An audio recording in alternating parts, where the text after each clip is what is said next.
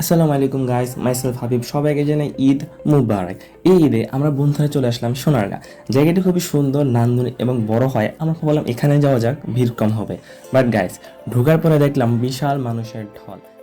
আমরা ভাবছিলাম এটা জনশূন্য হবে, কিন্তু আসলে এটা জনবহুল হয়ে গিয়েছে। এখানে অনেক মানুষ। দেন আমরা একটা স্টল টাইপের জায়গায় ঢুকলাম, যেখানে খুবই নান্দনিক হস্তশিল্পের তৈরি জিনিসপত্র পাওয়া যাচ্ছিল। আমরা পুরো স্টলটা ঘুরে দেখলাম এবং সেখানে খুবই সুন্দর সুন্দর জিনিস ছিল এবং আমরা অনেক কিছুই পছন্দ করলাম।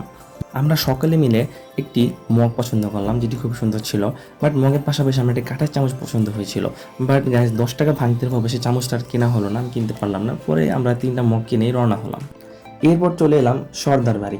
এখানে আমাদের প্রায় সকল ছবি তোলা হয়। জায়গাটিতে ছিল পুরোনো দিনের একটি আলাদাই ব্যাপার, যার আর্কিটেকচার ছিল খুবই অসাধারণ এবং মুগ্ধ হওয়ার মতো। ভেতরে ছিল মাটির একটি মিষ্টি গন্ধ, যা ছিল মন জুড়ানোর মতো। আমাদেরকে টাইম দেওয়া হয়েছে 30 মিনিটস, বাট আমরা সেখানে 1 ঘন্টারও বেশি সময় থেকে বের হই, কারণ জায়গাটি ছিল ভাই ওরকম। এরপরে আমরা চলে আসলাম পানামে। এখানে ঘটে একটি ঘটনা। আমার 2 ফ্রেন্ড টিকিট ছাড়া চিপা দিয়ে ঢুকে পড়ে, বাট আমরা দুজন বাইরে আটকা পড়ি। পরে আমরা কিছু না করাতে পারায় টিকিট কেটে ভিতরে ঢোকা লাগে, but it was a total loss.